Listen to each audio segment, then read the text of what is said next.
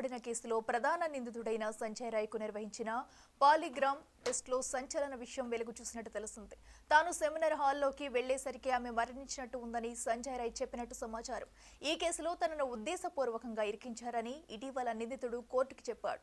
ఇప్పుడు పాలిగ్రాఫ్ టెస్ట్లో కూడా ఇలాగే చెప్పడం ప్రాధాన్యం సంతరించుకుంది. తాను సెమినార్ రూమ్లో అడుగుపెట్టేసరికి వైద్యురాలు మృతి చెంది కనిపించిందని, దీంతో తాను భయంతో పారిపోయానని చెప్పినట్టు సమాచారం.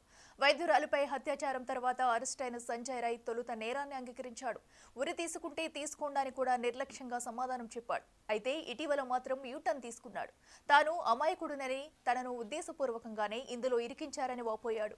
అయితే అతడు దర్యాప్తు అధికారులను తప్పుదారి పట్టిస్తున్నాడని అధికారి ఒకరు తెలిపారు.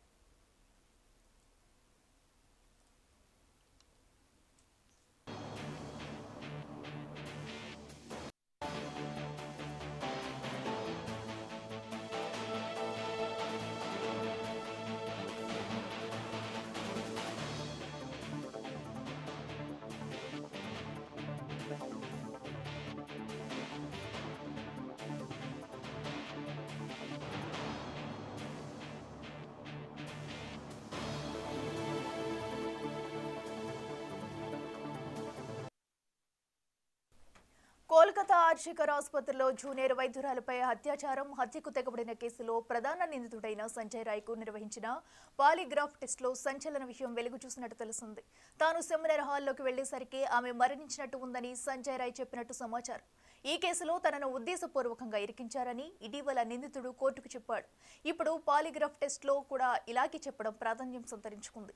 తాను సెమినార్ రూమ్లో అడుగుపెట్టేసరికి వైద్యురాలు మృతి చెంది కనిపించిందని, దీంతో తాను భయంతో పారిపోయానని చెప్పినట్టు సమాచారం. వైద్యురాలిపై అత్యాచారం తర్వాత అరెస్ట్ అయిన సంజయ్ రాయ్ తొలుత నేరాన్ని అంగీకరించాడు. ఉరి తీసుకుంటే తీసుకోండి అని కూడా నిర్లక్ష్యంగా సమాధానం చెప్పాడు. అయితే ఇటీవల మాత్రం యూటర్న్ తీసుకున్నాడు. తాను అమాయకుడినని, తనను ఉద్దేశపూర్వకంగా ఇందులో ఇరికించారని వాపోయాడు.